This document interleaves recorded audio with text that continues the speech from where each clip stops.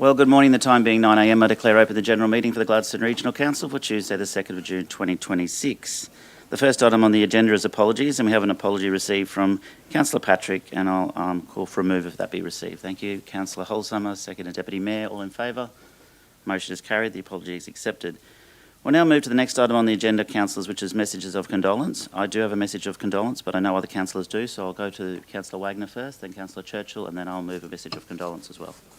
Yeah, it's been a pretty sad time in our community. But mine today, there's people who enter your life for different reasons or chances, and Alan John Thornburn is one of those.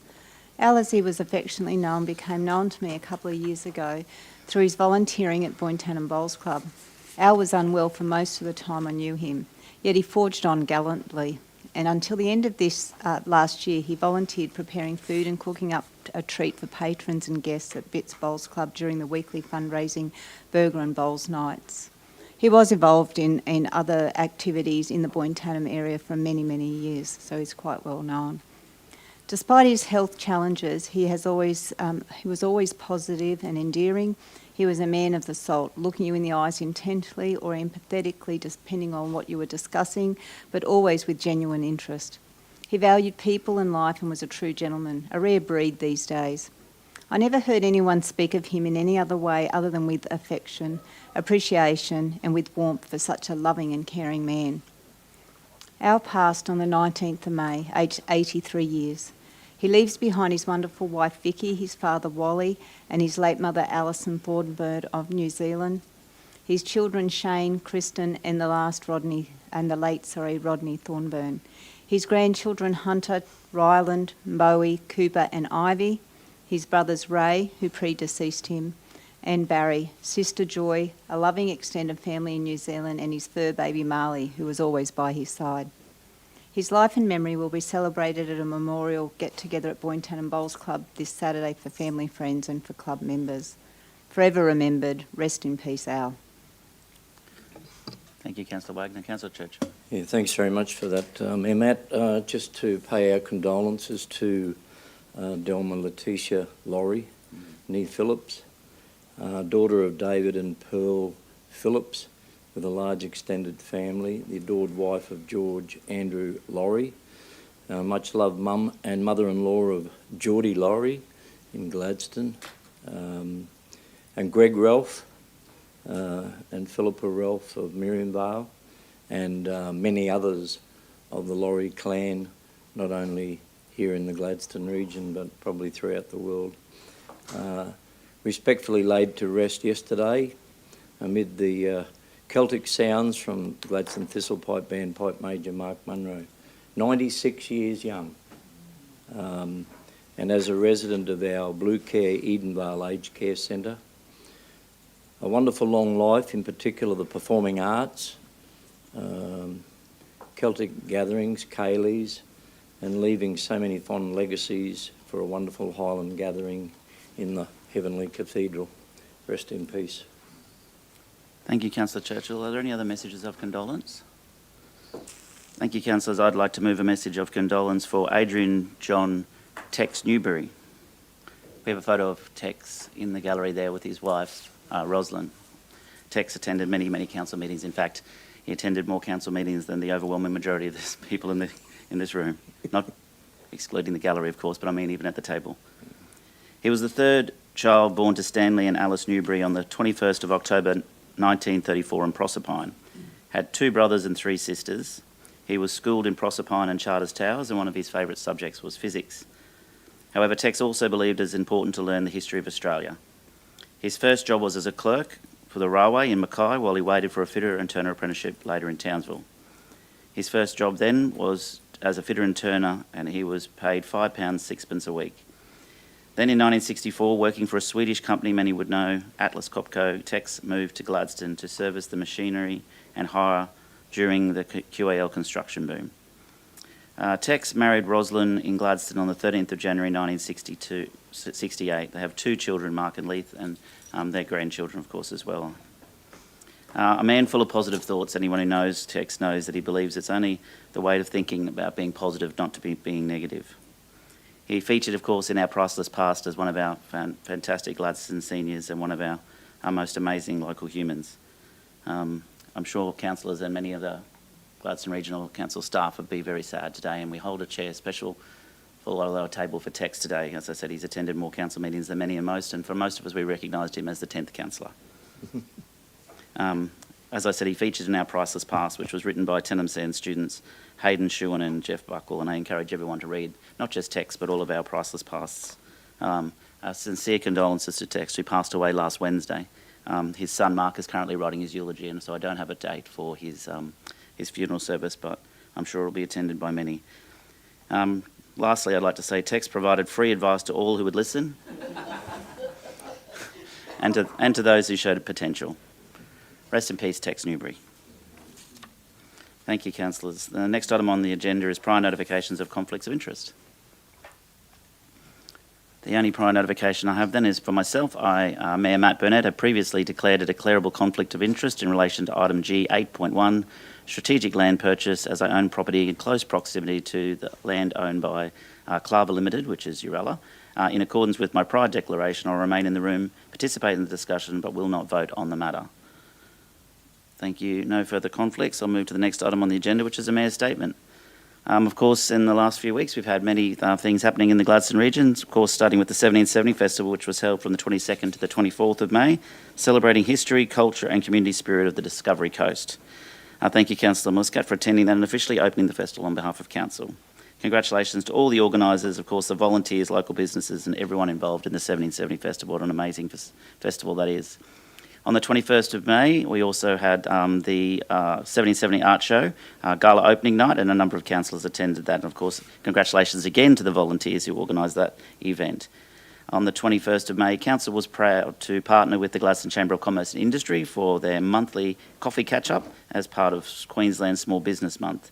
It's a great opportunity to bring local businesses together for meaningful conversations, networking and connection. Thank you to all who attended that. And as I mentioned, a lot of our volunteers, it was, of course, National Volunteers Week from the 19th to the 25th of May, recognising the incredible contribution volunteers make across the Gladstone region. I've said it many times before and I say it again, the volunteers in our community are definitely the backbone of the region. So the many events, services, clubs, community groups and sporting clubs would not be possible without the time and effort of our local volunteers. National Reconciliation Week is happening from the 27th of May to tomorrow, the 3rd of June, and it is an important opportunity to reflect our shared histories, cultures and achievements. Rainbow on the Reef Pride Festival was held on Friday and Saturday night and the weekend just gone, celebrating inclusion, diversity as well across the Gladstone region.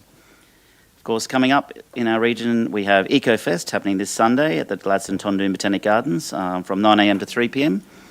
This is a free event. It includes interactive workshops, eco-market stalls, food trucks, live music, guest speakers and family-friendly activities.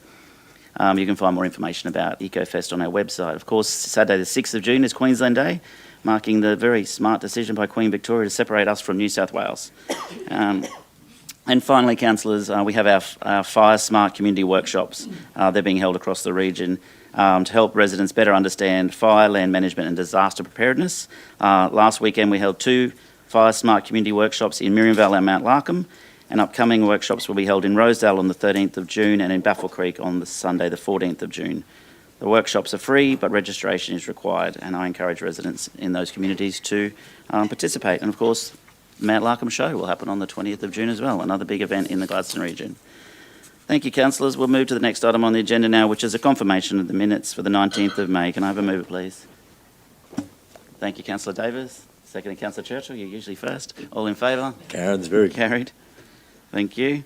We do have a deputation now, and I believe they're here in the gallery. We have a deputation from OX2 Holdings, and I welcome Catherine, Helen and Chris to the table. Thank you.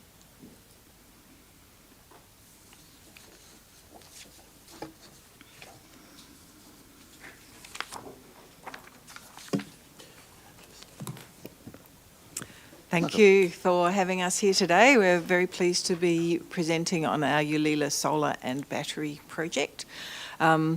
I'd like to introduce myself. I'm Catherine Way. I'm Director of Development at OX2. To my right is Chris Smith, who is the Development Manager for this project. And to my left is Helen Kennedy, who is the Stakeholder Manager for this project. It is at an early stage. but we always like to let the community know at an early stage what we're up to. We've spent the last few months defining what we think could be a good project in the area. We've chosen the area because it is a great solar resource. It's on cleared land. It is near some coal-fired power stations which are nearing the end of their life, so there will need to be more generation in the area. And as renewable energy is the lowest cost new build generation in Australia, that's why we're looking at solar and battery for this project.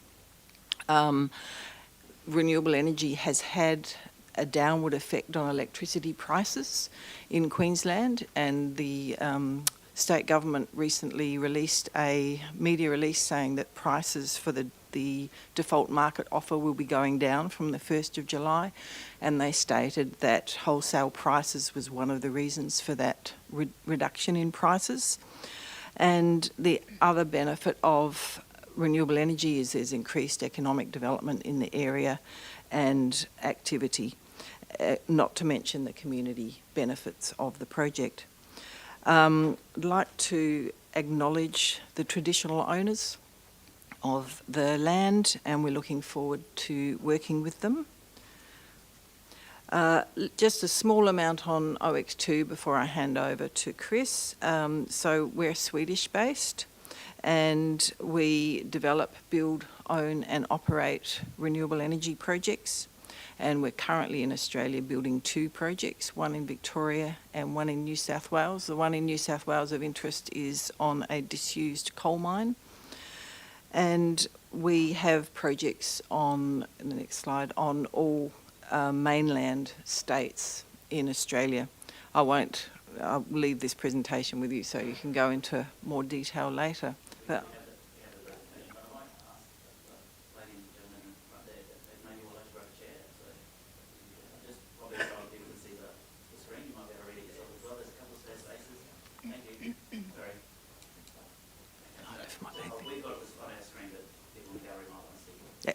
thank you. Thanks, Catherine. So just once again, my name's Chris Smith. So I'm the Development Manager at OX2, looking after the development of the Yalila solar and battery project. So it's important to know where the project is located. The project is roughly halfway between Bundaberg and Gladstone. So that's about 60 kilometres northwest of Bundaberg and about 90 k's southeast of Gladstone. There are a few townships nearby, so we have Baffle Creek, which is 4 kilometres west, and Rosedale, which is 12 kilometres away. So as I mentioned, it is a solar hybrid project, so there is both a solar and a battery component. So just having a look at the solar component, the PV tracker rows comprise of about 360 megawatt DC, and that's about 300 megawatt AC. Having a look at the battery side of things, 300 megawatt battery energy storage system, or BESS, and that's a 4-hour battery, so that sums to 1,200 megawatt hours. And these components spread over cleared land of 550 hectares. The project intends to connect to the nearby 275 kV Gin Werdong transmission line, so that's located not too far from the project. During construction, we are anticipating a peak workforce of around 300, and during operations, six roles spread between full-time and part-time. We are expecting the project to deliver affordable and clean energy to Queensland, and then also offer economic and social benefit to the local Gladstone community.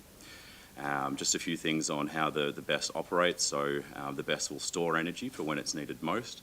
And what this does is it helps utilities quickly deliver during peak times, and that overall improves the energy security for Queensland. So it's also important to understand what the overall project looks like. So we've just put up a preliminary development footprint of the project. So just a few things. So the boundary there is that crimson line. Interior to that, we've got the purple polygon, which shows the indicative area for the PV tracker rows. This has currently been informed by a number of technical studies. The technical studies are preliminary, but some of those include ecological surveys. So we have undertaken ecological surveys in 2024 and 25. bushfire assessment, making sure that we have the required setbacks from vegetation in the area. Also watercourse, so we've undertaken some ground truthing for understanding where the watercourses run through the site, to make sure that we have appropriate distances and setbacks from those watercourses being, between 20 and 40 metres and so on. And then also noise assessments, determining or helping to determine exactly where some of that critical infrastructure, such as the BESS and the substation, will be located. So you can see here on this map, at the southern perimeter, there is the BESS and substation in orange, and then we have the transmission line to the west, the Jinjin Werdong line. So I would like to stress that some of these technical studies have been input into the layout, but there are a number more, which I will talk about in a little bit, that will determine the layout further. So what is also helpful is understanding the overall project timelines. So what 2026 will look like for us. So as I mentioned, we'll be undertaking many more technical assessments. We will also be commencing community engagement, and so Helen will be talking in a little bit more detail than myself on that. But what that will include is an SIA, which I'm sure the team here are quite aware about, the social impact assessment, and that will culminate into the CBA, the Community Benefit Agreement. We are also expecting to submit the EPBC towards the end of this year. 2027, we will be submitting a development application and the associated public notification process with that. In late 27, we expect the DA determination. 28, we'll have the EPBC determination and financial close, FC, and construction will be in 2028. We are expecting the construction period to be around the 24 to 30 month mark, with operation starting in mid to late 2030. So here are some of the technical assessments that I was mentioning before. I won't go into detail on each one. Safe to say that there are a number that we'll be undertaking. And as the project does evolve as well, some of those preliminary studies will become a little bit more detailed when we have a little bit more of a handle on the project itself. But, just to select a few traffic, so we'll be having a look at access arrangements, impacts to local roads, surface water and stormwater management plan, so having a look at surface flows, catchment hydraulics, and that'll be feeding into our sediment and erosion control plan. So that's just a flavour of it. So that's it for me, actually. So I might hand over to Helen, but thank you. I'm just going to talk a little bit more now about the Community Benefit Agreement and community engagement. So under the new legislation, the State Code 26 for solar farms for renewable energy projects in Queensland, OX2 will develop a community benefit agreement in conjunction with Gladstone Regional Council. We welcome the new policy that the Council has recently put it out, and that will be the main documentation that will inform the CBA. We'll also undertake a social impact assessment, as Chris mentioned, to make sure that the social impacts are identified and mitigated and managed as part of the community benefit agreement. And that will be alongside further engagement with yourselves as Council. In addition to the formal CBA, OX2 will develop individual neighbour benefit programs, First Nations shared benefit agreements. We'll partner with local education and training providers to provide scholarships and apprenticeships, provide support for local environmental groups and initiatives and local emergency services. We're also keen to begin discussions with the Gladstone Chamber of Commerce and Industry around local procurement and local content.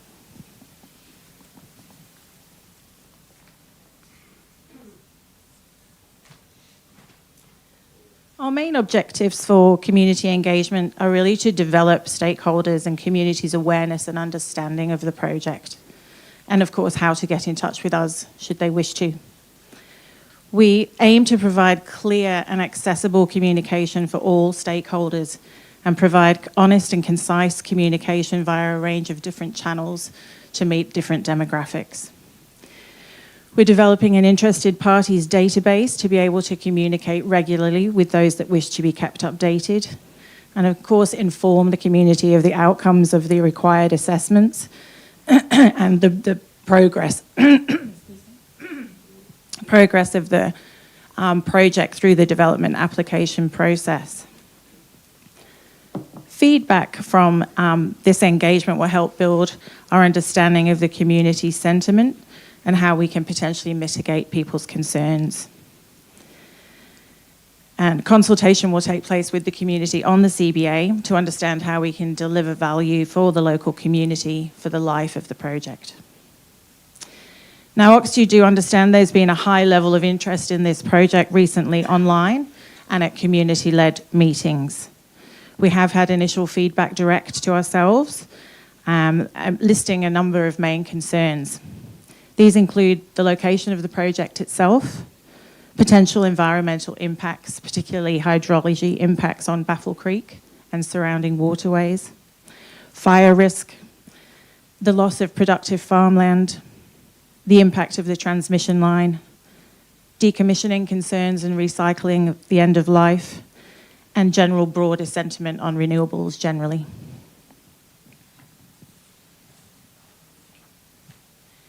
In response to the feedback, we launched a project website.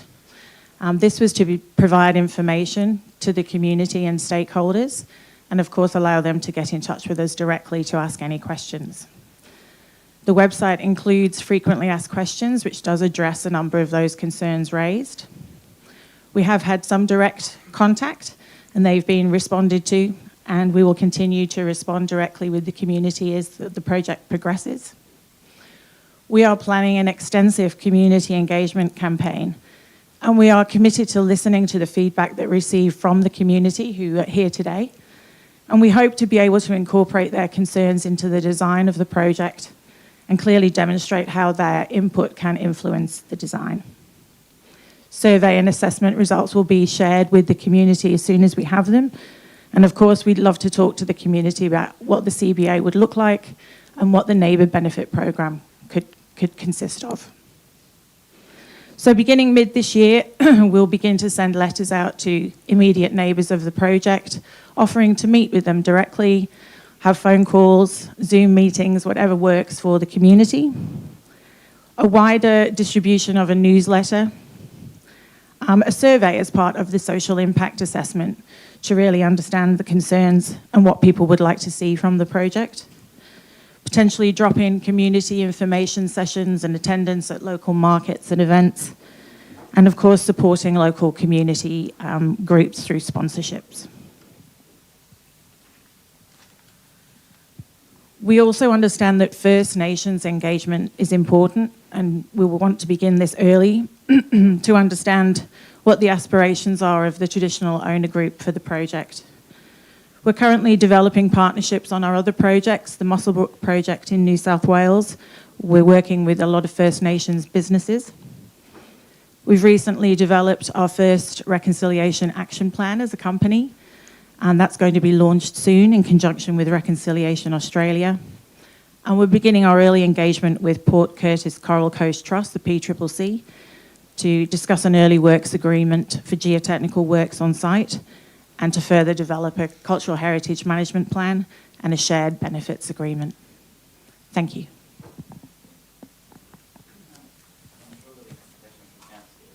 I've got just a quick couple. You mentioned GCCI. I would also suggest the Gladstone Engineering Alliance to speak with them as well.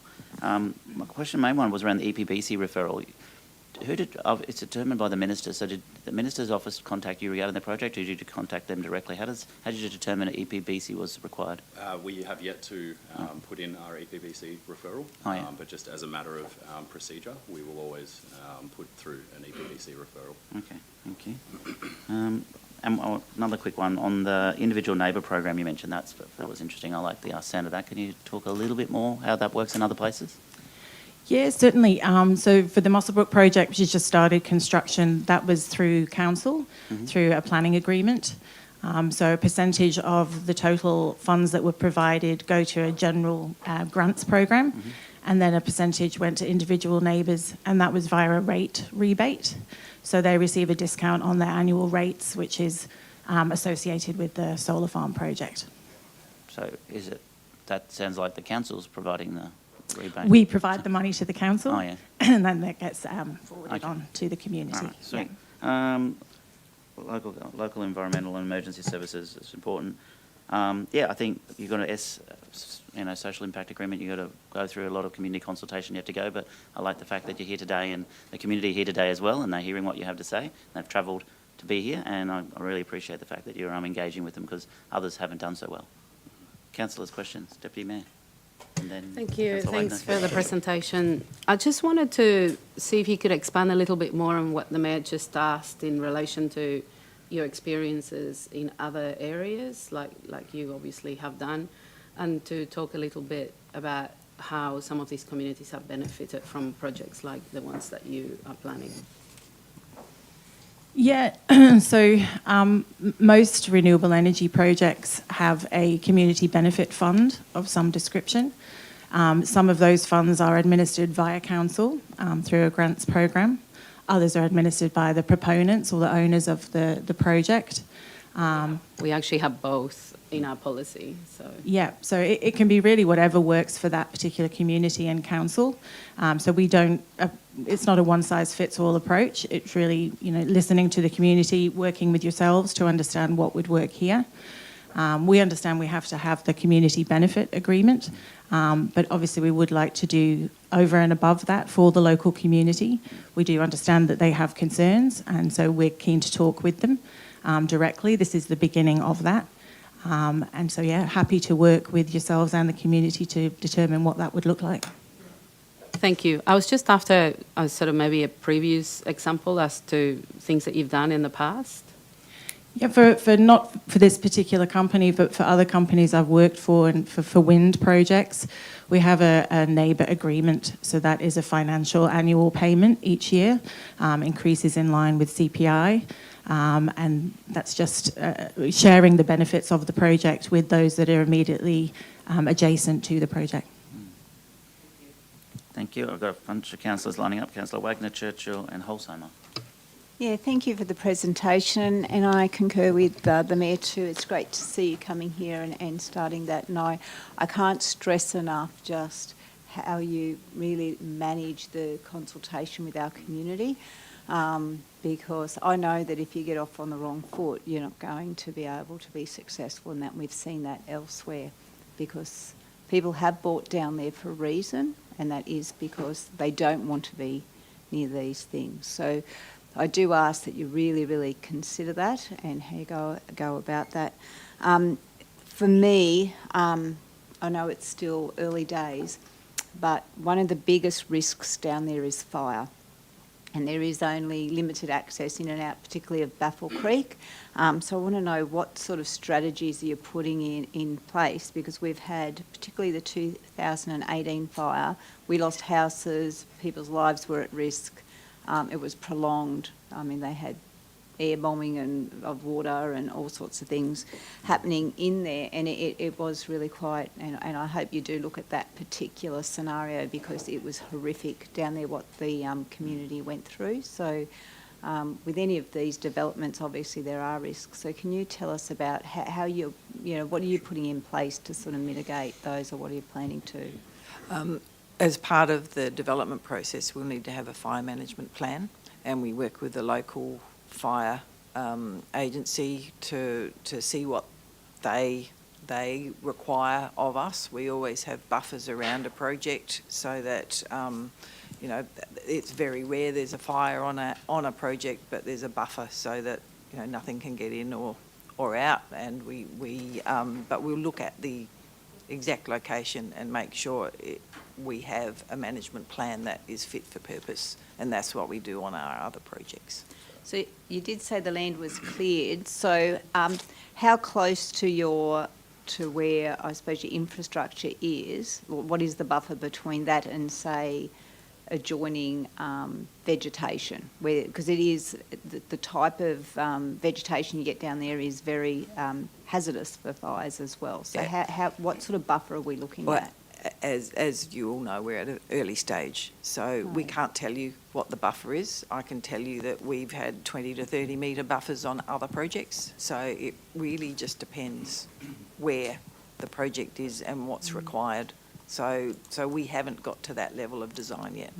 I would like So- to add, though, that it is very project-specific, so we get our consultants to head out to site to do some ground truthing to find out exactly where all the vegetation types are, how tall they are, what exactly, type of species they are. That is input into the bushfire management plan to determine the asset protection zones, so the APZs, and they can range in size depending upon what type of vegetation and the overall landscape and surround. So it does form very much so a part of the project layout.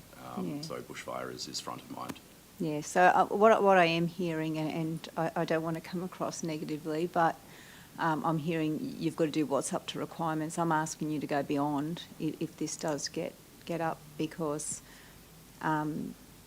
wildfires, wind and that sort of thing, they really have to be considered down there more than anywhere else. It really is such a fire hazard area, and if you've lived through a fire, which I have, 30 metres isn't going to stop anything down there.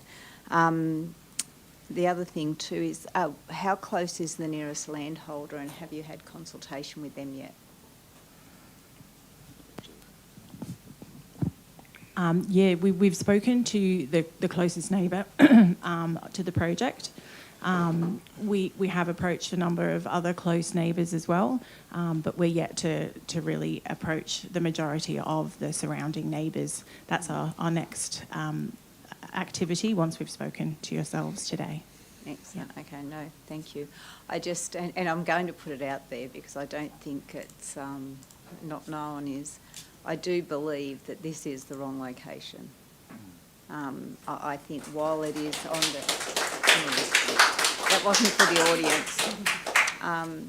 With a lot of these, we're taking out good agricultural, taking out good land in our area.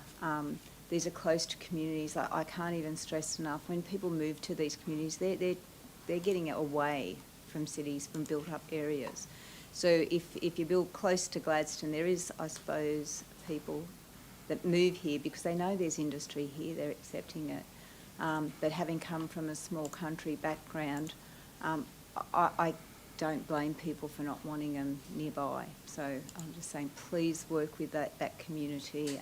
Make sure you put everything in place you can if this goes ahead, because to alleviate some of those, I suppose, shortcomings for those people. But thank you for coming in today, and I do appreciate it. Thank you, Councillor Wagner. Councillor Churchill. Thank you, Mayor. Thank you, Catherine. Thank you, Chris and Helen, for your presentation. Got a couple of questions. Might be technical, perhaps, but and also a comment as well. But before I do, I think we also need to understand we're on this journey as well from a local government perspective. And we've been well and truly informed by our specialists and our experts that our region is oversubscribed for these renewables, and where will they all fit, and who's got control of it. And I think that was pertinent that, me and Matt asking the question under the EPBC Act. But we also need to make sure we don't become starry-eyed thinking we're going to have rivers of gold. We want to preserve the good waters of our rivers and our streams and our southern Great Barrier Reef. It's absolutely paramount. But in light of saying that, I wanted to make reference to the renewable energy zones, which appropriately was designated by the Australian Government for large-scale deployment of renewable energy infrastructure, which is known as RESs.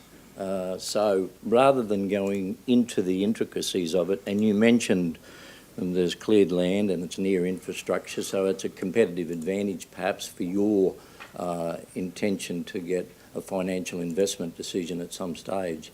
But I'd like to ask the question, is your project in that designated area sitting in a renewable energy zone designated by the government? My understanding of renewable energy zones is the state government initiative, and they were introduced by the previous Labor Party, and my understanding is that they have been abolished. So I can't answer your question adequately because they're not in existence anymore.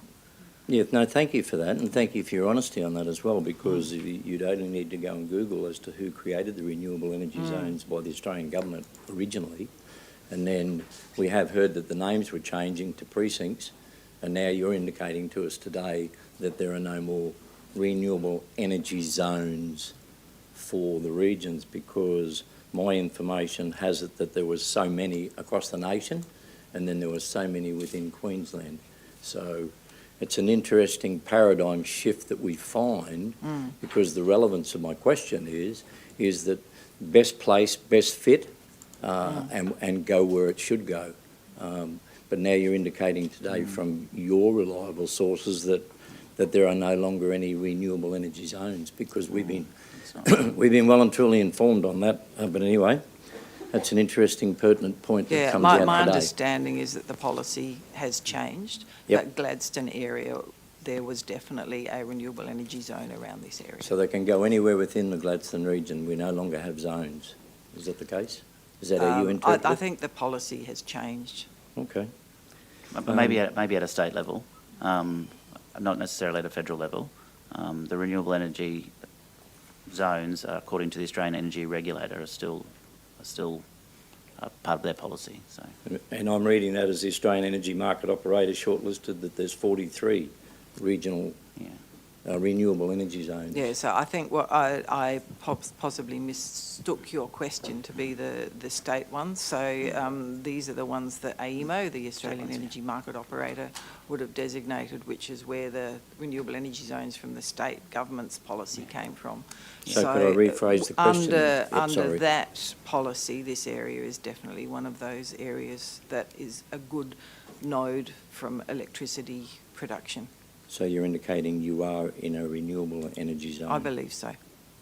Okay, then, to be determined. Thank you for that. Just in relation to the actual property, if it, and this may be through to our officers, but I would love to know, is there a requirement for you and or the property owner in going forward for a material change of use from what Councillor Wagner referring to rural, or whatever it may have been, or what it is currently designated as, in relation to yours to be a material change of use for light industry?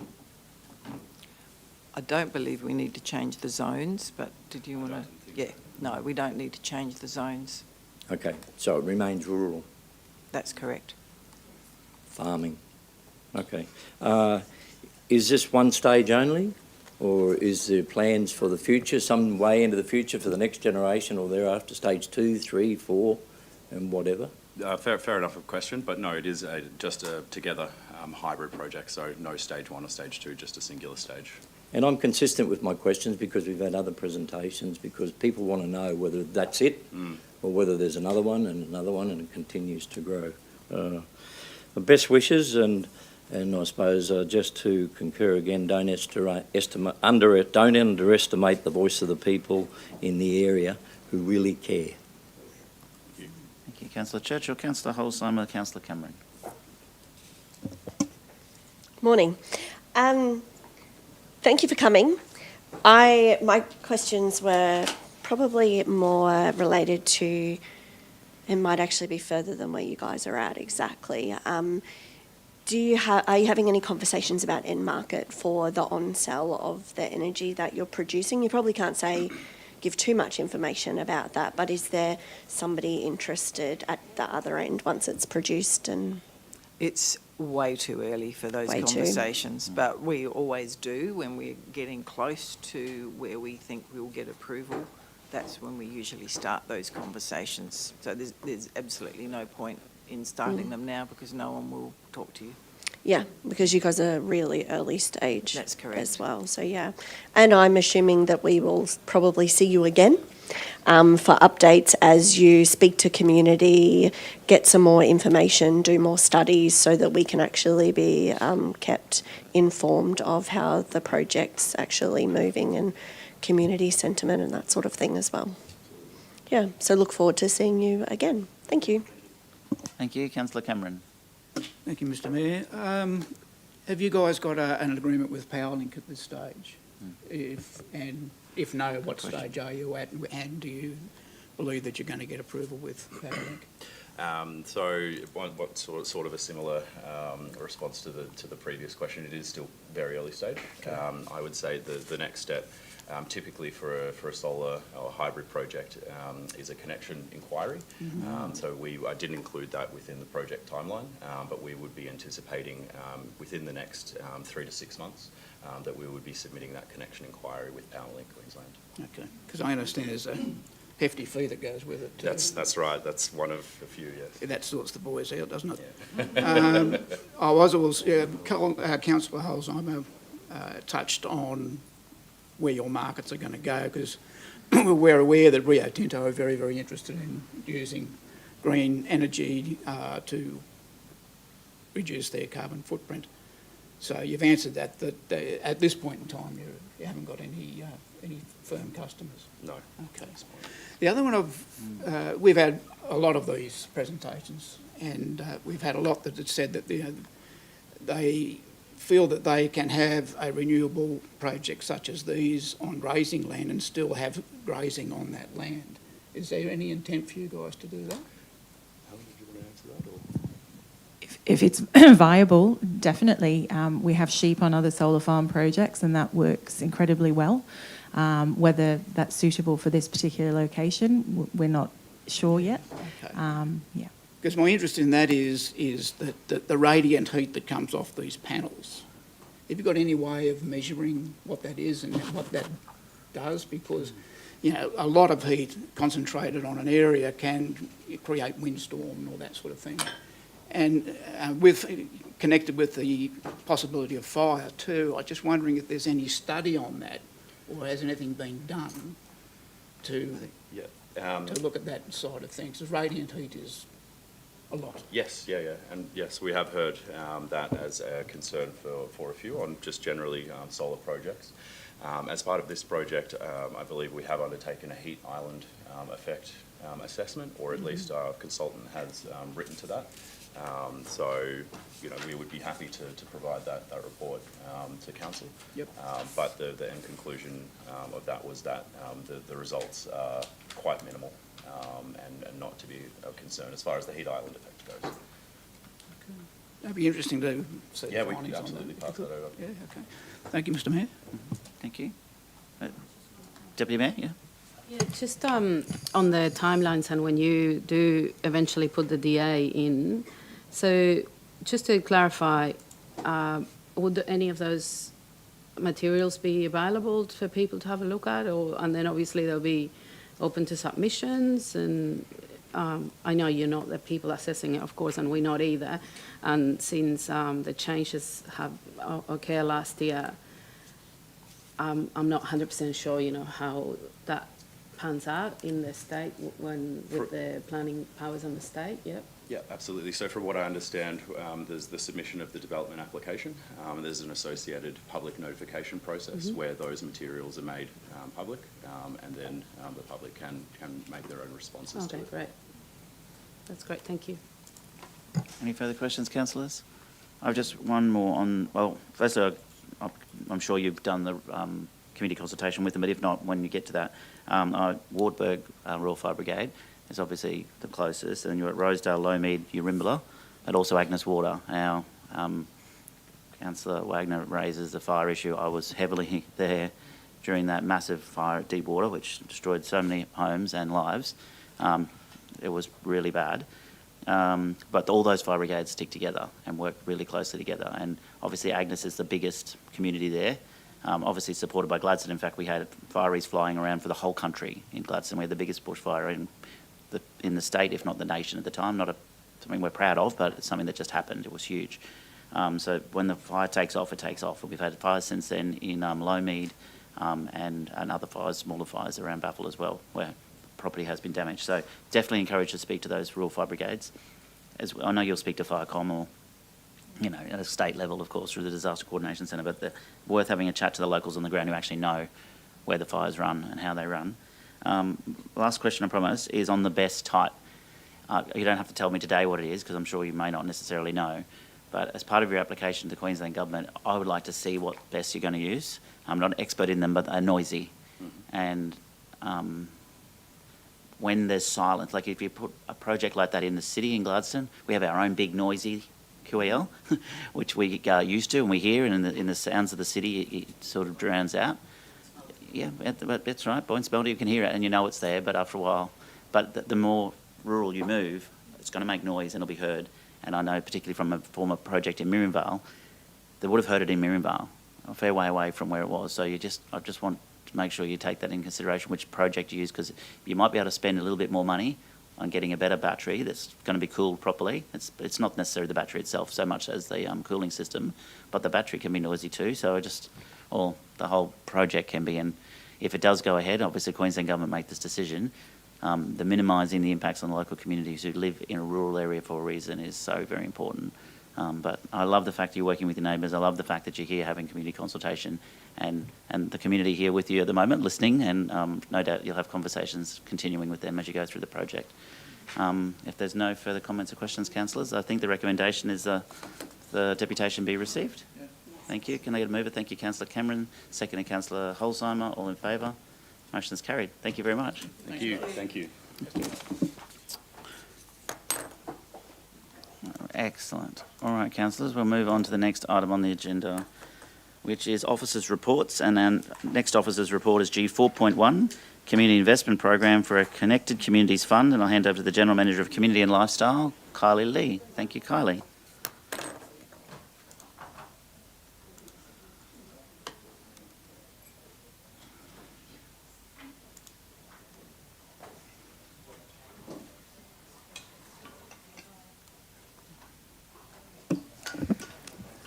Good morning, Mr Mayor. Good morning, councillors. Oh, sorry. Morning. Morning, Brian. Thank you as well. Sorry. I'm joined by our Manager of Community Partnerships, Brian Jansen, here this morning as we present round 2 of the Connected Communities Fund for consideration and hopefully endorsement. The Connected Communities funding stream is intended for those applications and projects that are a higher risk, higher cost, and really involve a more detailed application process, including presenting to an assessment panel. For round 2 of the Connected Communities Fund, we had 1 application. It was a very strong application and it was progressed through to assessment. That application was from the Gladstone Netball Association for an upgrade of their site lighting.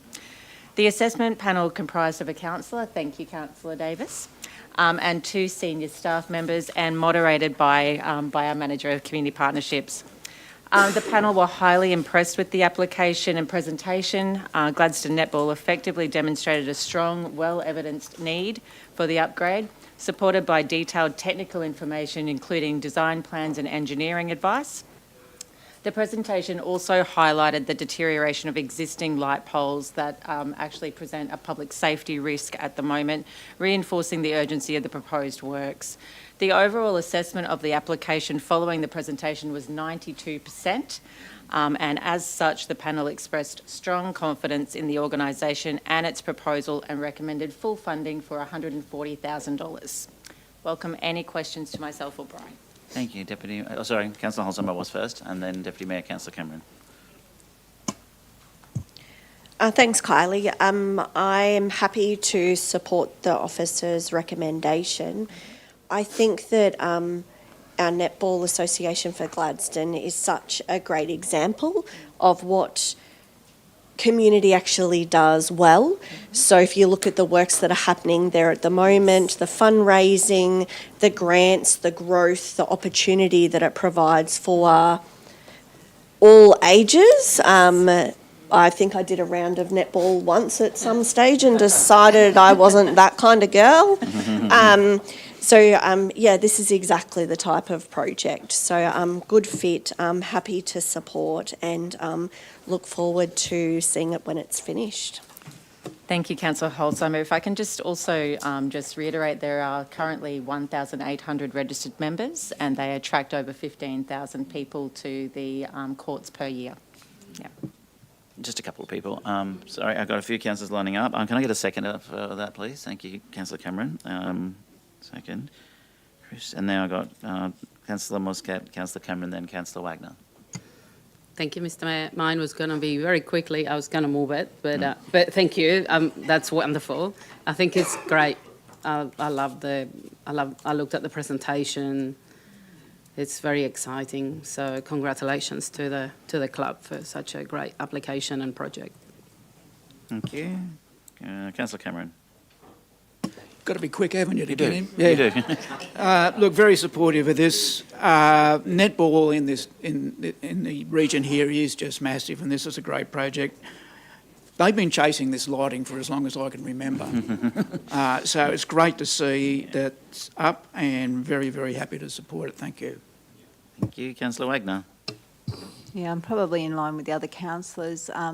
This particular group has applied a few times. I just want to thank our staff for helping and working with them, because it is a fair sum of money, but it is on, one of our great assets down there in the middle of town too, and I think there has been issues with nighttime safety, just even people passing through there on their way home and what have you.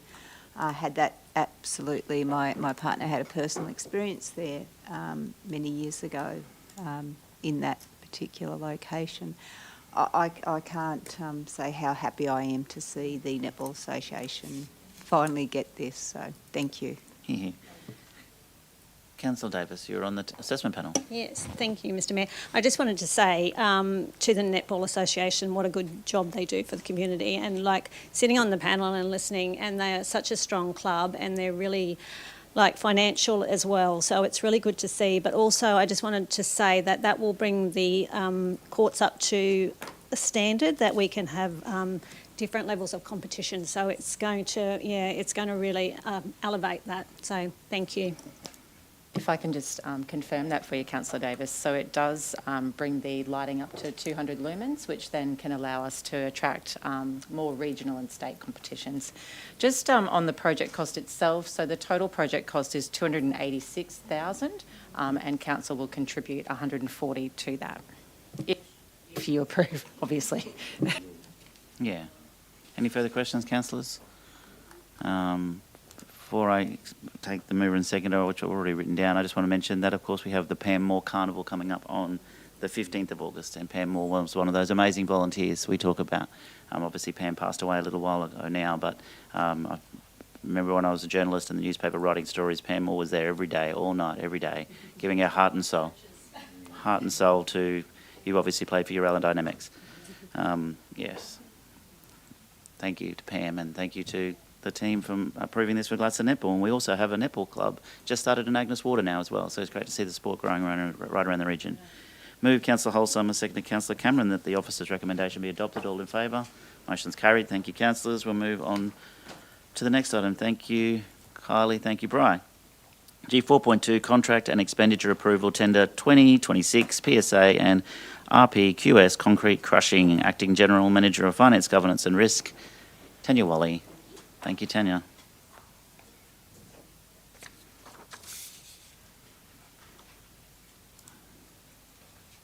Good morning, councillors. I'm joined this morning by Acting Manager of Contracts and Procurement, Amy Layton, and Manager of Waste Program Delivery, Laurie Giles. This report seeks resolution from Council to appoint Aztec Services Proprietary Limited on a preferred supplier agreement and a register of pre-qualified suppliers for concrete crushing for an initial term of 2 years, with the option to extend for a further 3. The proposed agreements have an estimated expenditure of $1.5 million. The proposed agreements support concrete crushing at the Bunarabi Landfill, Gladstone Transfer Station and Agnes Water Transfer Station to efficiently reduce the volume of stockpiled concrete waste in compliance with council policies and environmental requirements. This service also supports council's broader resource recovery and circular economy objectives by enabling concrete waste to be processed into a reusable product rather than disposed of as landfill. Recovered crushed concrete can be reused on-site for applications such as internal road construction, drainage layers and operational hard stand improvements. Preferred supplier agreements and registers of pre-qualified suppliers are both mechanisms to reduce the administrative burdens associated with procurement activities for both council and suppliers. The officer's recommendation follows an extensive procurement process in accordance with the requirements of the local government regulation. Thank you. I'd like to move the recommendation. Can I get a seconder, please? Councillor Churchill, and your question, and then Councillor Wagner. Thank you, and terrific. That's well done. You made mention that you can use this on internal roads, which is fantastic. I mean, that's just great that we can find waste predominantly is something that we haven't found another use for, so it's good to see that you can reuse that. But can it be used on any of our other properties, if needed, where needed? You mentioned Benarabi, that it's going to be used on the internal roads at Benarabi, but what about other areas if it was needed and able to be transported? Certainly, Councillor Churchill. I believe at all of our sites, any opportunity we can for reusing that product, we will. So not only transfer stations, but at our, whatever, depots, etc., etc. Okay. And there's no environmental licence issues, compliance requirements? Fantastic. Terrific. Thank you. Well done. Councillor Wagner. Yeah, look, I was out the landfill recently and I saw a massive pile of concrete out there, so I thought, gee whiz, that's taken up a fair bit of room. But I think this is so positive because it will hopefully prolong the life of our landfill, and that is so expensive to develop and manage, so well done. Thank you. Councillor Holzheimer, McClintock, Cameron. Thank you very much. Holzheimer, Me McClintock, Cameron. first. Oh, Thank you. Hold your horses, I didn't buddy. hear Holzheimer, sorry. My apologies. No. It's waste, right? So I have to say something. Glory would be like almost fall off a seat if I didn't. Oh, no, I was still on Simon jumping the queue. It's all right. I love this as a circular economy approach and for us reusing our materials. I think the big question I have that you probably can't answer today, and it might be a further conversation, is that why are people actually disposing of their concrete to us and not actually going to private providers directly? I know we can reuse that. However, is there a pricing point? Is there just a convenience? Is there something else that's going on there that means that they come to us first? Because I would love to see them go to private providers as well out there. But if we're using it well, then yeah. I hope that makes sense. You know how my brain works, Laurie. It does, and it would absolutely be a conversation for further. It's absolutely something that we've looked into ourselves. But yes, the fact that we can reuse the product at our own internal sites, it's actually a bit of a benefit to us from an internal cost point of view as well. Mm-hmm. Yep. Thank you. Councillor McClintock. Oh, it's my turn. Yes. My question was just around the levy, and do we, by doing this process, we avoid having to get that levy by getting it into our landfill, basically? Absolutely. Yeah, and so there's a significant cost. I know 1.5 million is a big scary number when you're looking at it just on a piece of paper like that, but there is obviously, that levy is weight based, or is it Yes, volume based? Yeah, volume. Volume based. Okay, cool. Thank you. Councillor Cameron. Thank you, Mr Mayor. The crushed concrete is perfect for road base. Yeah. And used extensively. I don't know whether you know the process, but when the product goes through the crushing, they pass a large magnet over the top that withdraws all the metal out, because you can't have metal in road base, obviously. So no, this is a very valuable product, and road base is its main use. Yeah. Thank you.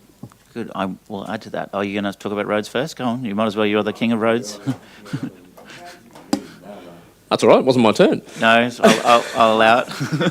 Go on. I was just going to say, I think there are some complications around using it as road base currently within the legislation and what we're allowed to use as far as that sub base, and there is potentially some work there to be done as far as advocacy, because I know it's not just us that has this as a stockpile or as a use, but there are very, very stringent details around what is allowed to go underneath the road. It might just look like a bit of dirt, but that gravel has a really complex matter of binders and all sorts of things that concrete struggles to meet that standard or doesn't meet those standards that are currently in place. So, but I think it's a really I think logical in many regards use of the product, but it is very difficult to get that across the line as far as a legislation point of view at the current setup. Thank you. Yeah, I understand that, but road base is a blend, Yeah.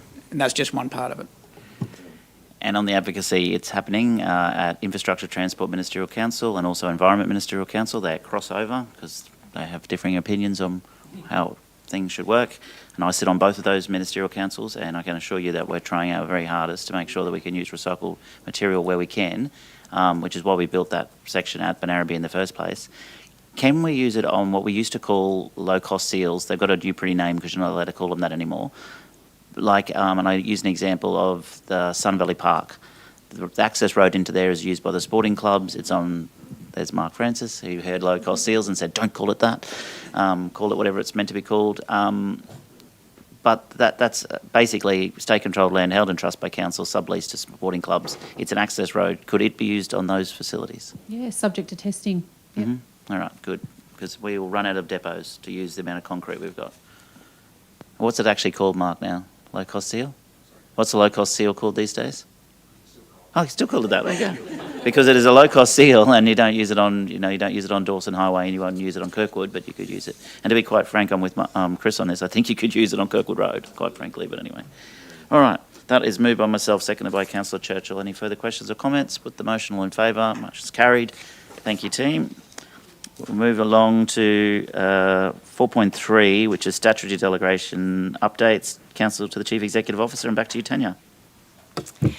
Thank you. This report presents a number of statutory delegations for Council's consideration following the most recent update provided by the Local Government Association of Queensland.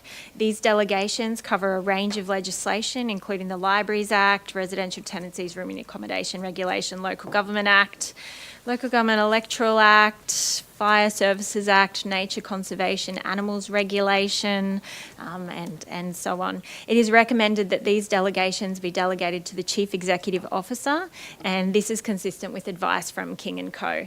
These delegations may then be sub-delegated by the CEO to suitably qualified officers to ensure efficient decision-making and administration. Thank you, Tanya. Very straightforward, councillors, unless you want to keep these delegations. And no, thank you. Move Councillor McClintock, seconded Councillor Churchill. No further questions or comments? Yeah. Yes, you do. Question? Well, there is actually Yeah. unless of course there's a change, the delegation register is always made available. I ask it every time because you just never know. Legislation changes so much. The last thing I want to do is actually create a register that's a delegation register that no one can look at. It certainly is available, and if you want to have some light bedtime reading, it would put you to sleep No, very I've got quickly. plenty But of absolutely bedtime reading, available. but thank you. Thank you. Long as it's available, thank you. Yeah, okay. Thank God for that, because once upon a time we used to approve carports and garages at the boardroom. So I think you can focus on the priorities and the bigger issues and the strategic decisions. And you can have the others. Thank you. All in favour? Thank you. That motion is carried. G4.4 is interim management report for 2026. Back to you, Tanya. Thank you. The Queensland Audit Office has issued the 2026 interim report for Gladstone Regional Council. The purpose of the interim report is to update Council on the progress of QAO's external audit on Council's financial statements for the 25-26 financial year. The interim report highlights that the audit is progressing in line with the original external audit plan and timelines with no delays or changes to the scope of our audit or cost.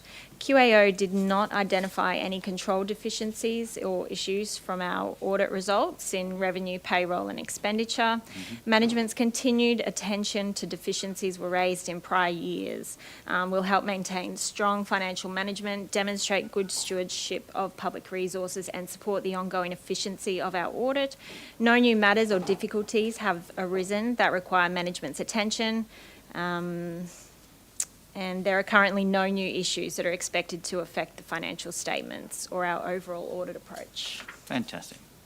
Councillor Wagner. Yeah, no, thank you for that. I'm just wondering, with those deficiencies, we're still working on some of those. What sort of things were we looking at there?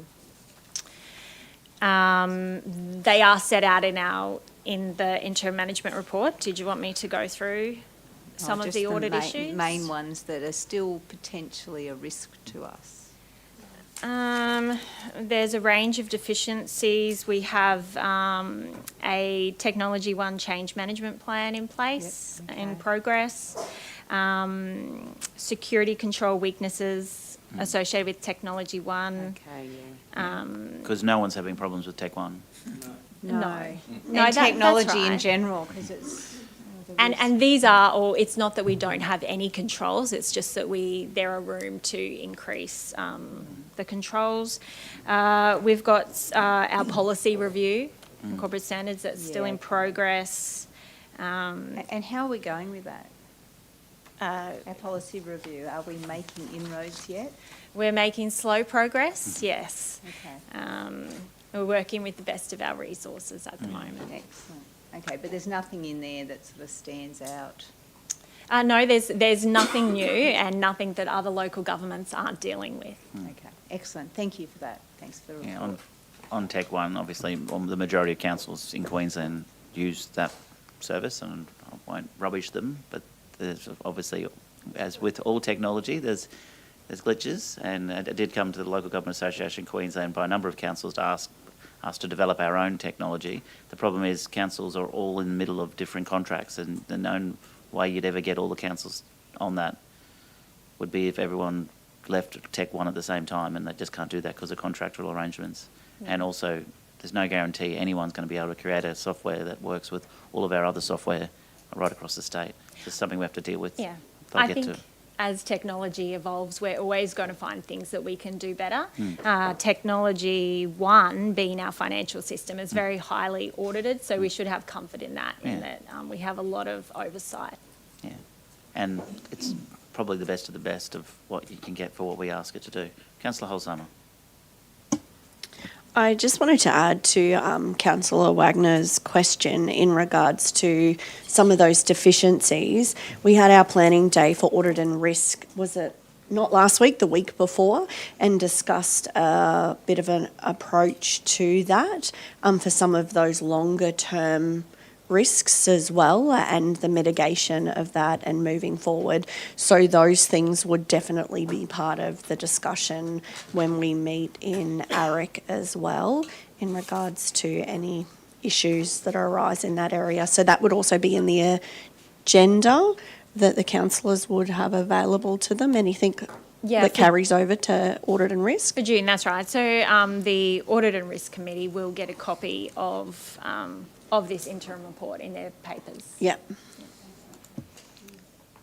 Thank you. Any further questions, Councillor Moscat? I was going to call you Councillor Deputy Man. It's not really right. You can call me whatever you want, as long as it's respectful. I wanted to add up to what Councillor Holzheimer said, and it is great that there's no new findings anyway within the report, but there are other items that's still outstanding. They're very much being followed up and looked into at the moment. So, yeah, and it should be also then reported at the next time when we get the minutes of the ARIC meeting. So then you can also read the commentary from the other independent members to see what they think about that. Oh, I don't have a movie yet. No, would you like to do that? Yeah, thank you. Thank you. Move Councillor Muscat, second Councillor Davis. No further questions? All in favour? Motion's carried. Thank you, councillors. Thank you, Tanya. Thank you. We move into council reports, and we have a council report, written report from Councillor Wagner. Affordable Housing Summit. Over to you. And I do apologise. I won't take it as read, but so I am going to read it out. So enjoy.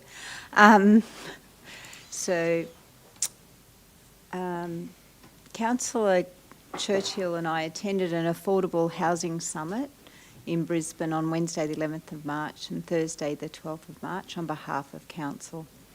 The summit looked at the impact to the 67% average increase in property values across Australia during the last decade and its impact on affordability. Interestingly, the figures showed 64% of houses in Sydney now exceed $1 million in value, which is 8 years of household earnings for the average Australian, making it harder for younger and lower income families to enter the accommodation market. The implications, though, are not all negative because it has created an environment where individuals and families are seeking cheaper housing and larger living spaces in regional and remote communities, especially those which have coastal living options, including the Gladstone region. The challenges. However, the high demand for increased density, the housing supply shortages, the impacts on the fuel crisis operating in an inflationary environment and strained infrastructure are placing great pressure on local governments, especially those on the eastern seaboard. Councils are increasingly being tasked with rapidly progressing an influx of approvals, yet there is corresponding struggle being experienced to fund or resource the supply and construction of necessary infrastructure like water and roads to enable strategic and responsible growth to occur. The need for affordable housing is becoming a critical priority for communities, often forcing councils to innovate with limited funding and staff to help support this demand. Exacerbating the situation is the lack of available skilled workers to construct houses or fill trade vacancies. High density housing development is a way forward in this regard. The statistics presented at the summit showed that affordable housing projects were providing some relief, but there were some inherent challenges with developers of such projects citing project delays of between 6 to 9 months and cost blowouts of up to 18% common, largely due to regulatory red tape, fragmented coordination and overlapping requirements of local and state authorities.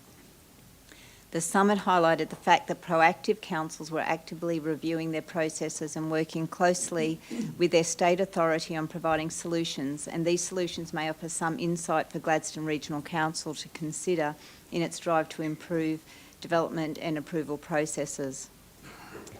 The summit program included a wide range of speakers from Australia and overseas with a distinct focus on modular container building construction options and how partnerships between local and state government in particular and developers can pave the way for viable and attractive affordable housing options, especially those who would not otherwise be able to afford a home. Key learnings or considerations that can influence future decisions for Council include modulars, even those being imported from overseas, are now being constructed for clients in accordance with Cyclone and other local government building specifications before transport, so are purpose-built according to each state and local government requirement. The facades of modulars can be made to look like any other building and are being used in high-rises across the globe. Mostly the facades for Australian developments are manufactured within Australia. Success is being achieved in Brisbane and interstate for activating unused or disused public land and state government balance sheet capacity to unlock development-ready sites such as the old Fitzroy Gasworks site in Melbourne, Victoria, where more than 1,000 homes have been developed with 20% allocated to affordable housing. Another is the Yeronga TAFE site in Brisbane South, where a former TAFE site is being transformed into a major urban renewal project featuring a mix of medium to high density residential affordable housing, a community hub, a home for Yeronga Community Centre and commercial and retail shops. New models of affordable housing delivery have shown promise in Victoria, including a ground lease model where land is leased by developers from state or local government while development occurs, shared equity models and partnerships with capital aggregators, a build-to-sell model and tailored structures for specific cohorts. An example is Nightingale Housing in Ballarat, and build-to-rent model through community housing partnerships. Delivery and procurement based on models of early coordination and collaboration helps reduce downstream risk, and early buildability validation and services rationalisation helps reduce variation exposure and improve program confidence. Transport-oriented precincts offer opportunity to link development with transit funding and unlock lands that previously weren't considered previously because they're locations in the areas adjacent or within future transport corridors. I think this one in particular is one that I'd love to see our council consider. There exists an opportunity to review processes to enable faster development of secondary dwellings on existing house sites. Examples from the Gold Coast and Brisbane show a growth in the construction of secondary dwellings such as granny flats or apartments, or generally up to 80 square metres in gross floor area next to an existing house, providing accommodation relief for family members or rental tenants. Fast-growing centres can benefit from the rapid pace that modular housing can be built. Houses can be completed to lock up in 3 weeks from construction commencement. There is also an opportunity for modular worker accommodation complexes, but there is a challenge in the scarcity of available skilled workforce. Local governments have the enabling planning processes in place to facilitate rapid housing growth options such as these, or should have. A coordinated approach to skills attraction and development, including possibly an income boosting and housing pathway for young adults, can alleviate skills and labour shortages. For council, this would be an advocacy initiative with other tiers of government. Stopping the pretense. This was a big one at the conference. The fact is the market alone can't deliver affordability. There is a need for public housing. The private sector is increasingly becoming unable to provide housing at the cost within reach of low and in most cases middle income families or individuals. This may be a local government advocacy piece of work in addition to enabling high density modular proposal approvals through improved planning and development processes. Enabling, this is one that my colleague Councillor Glenn loves, gentle density development in existing centres, even in flood-prone areas, albeit with significant design considerations. This increases the number of variety of homes in existing single detached home neighbourhoods. Traditional low-density zoning often consists of large lots with a single home leading to underutilisation of valuable land resources.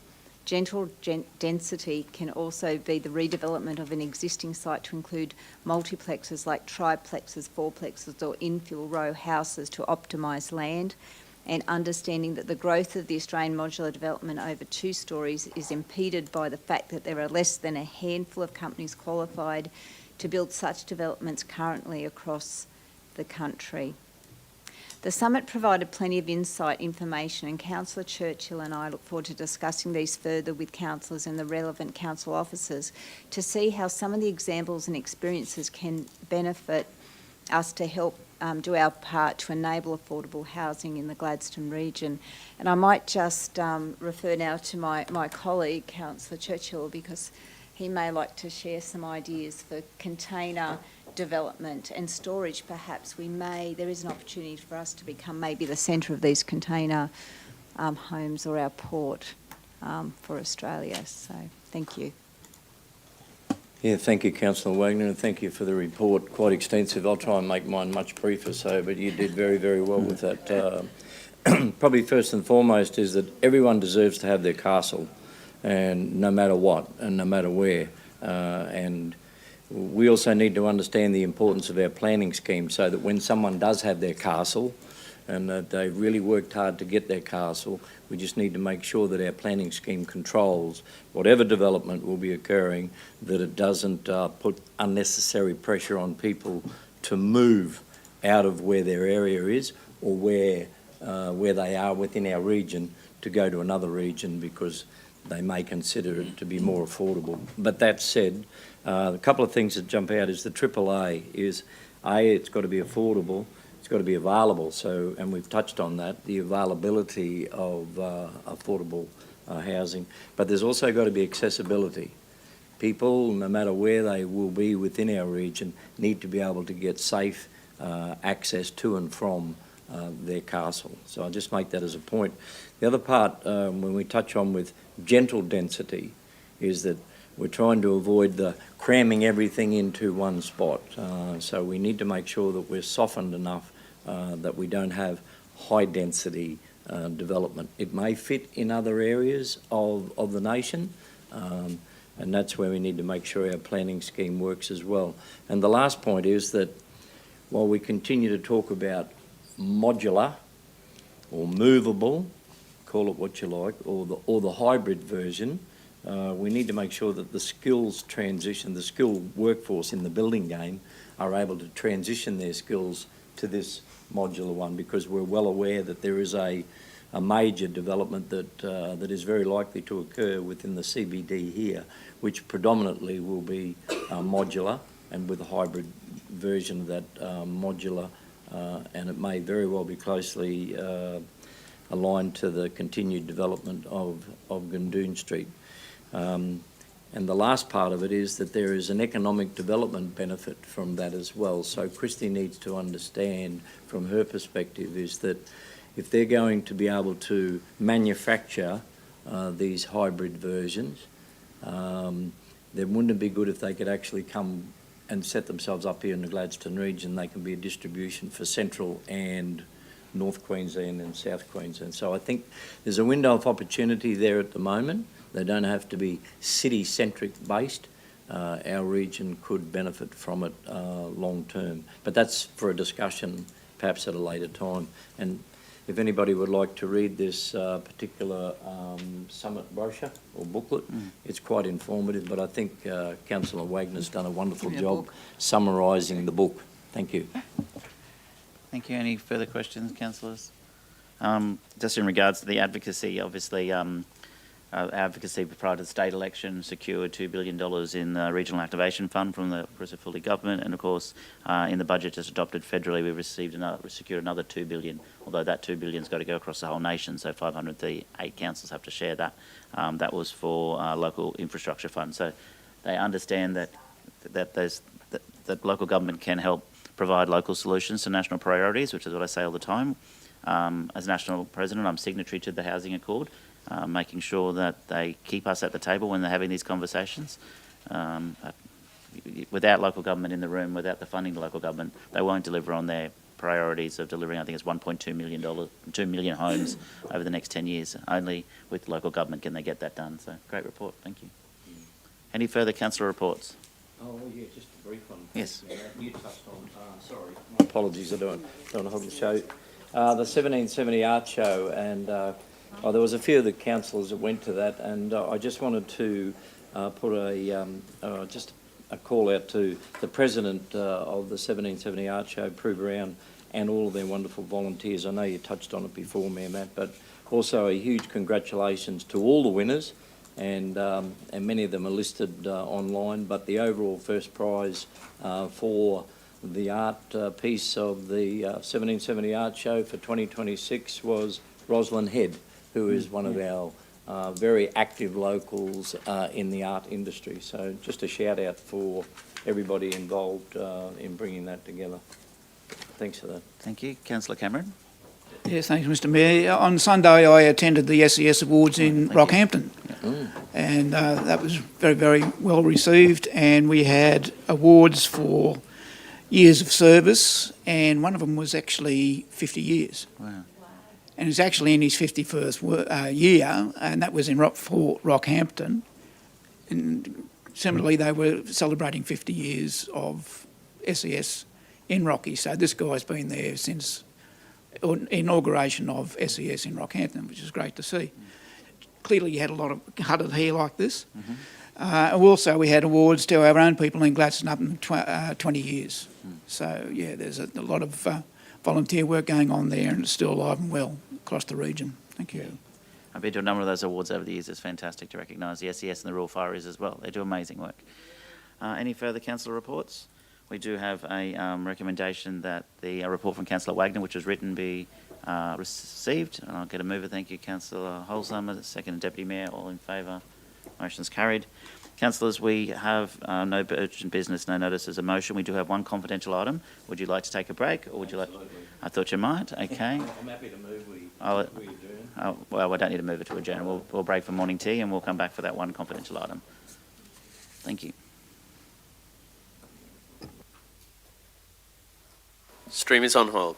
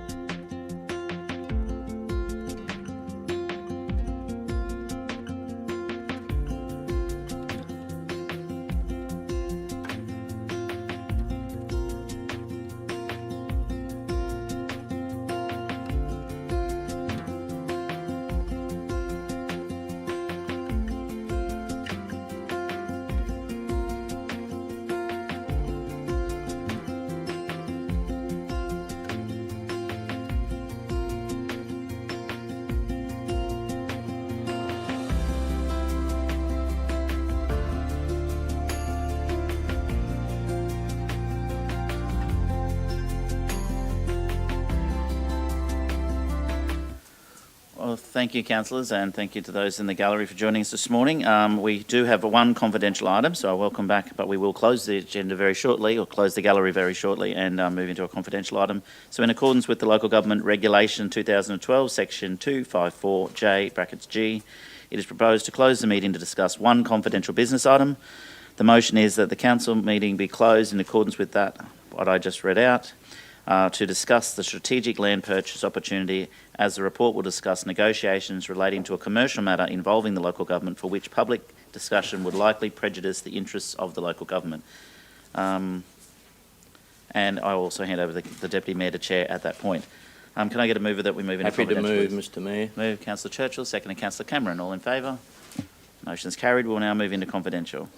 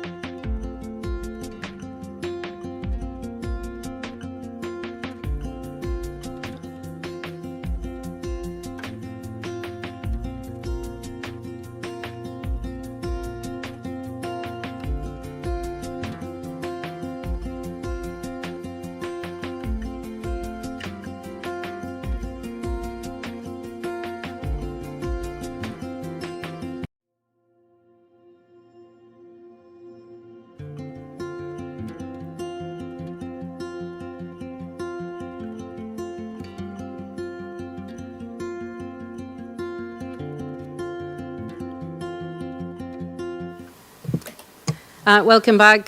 Thanks for your patience. And we now got a resolution on the board there. So sorry? Yeah, we got to move out of confidential, sorry. Can I have someone second that? Councillor Cameron? Yeah. Okay. Yeah, so we have the motion on the screen, so that's what I was just saying. Yeah, because it wasn't on the screen just before. So anyone has any comments, questions, or would like to move the motion? Councillor Holzheimer? Happy to move the motion that's on the screen. Can I have a seconder? Councillor Wagner? Any comments, questions? And just confirming that Councillor Burnett is not voting. Any questions, comments before we go to a vote? Okay, all in favour? Anyone against? Okay, that motion's carried. Thank you. And I will hand back to Mr. Mayor. Thank you.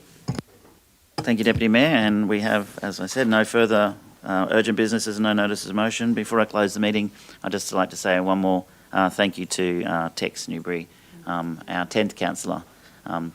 We won't leave his photo in the council chambers from here on in, but I just thought it was nice to have his photo here with us for today. Declare the meeting closed at 12:20 p.m.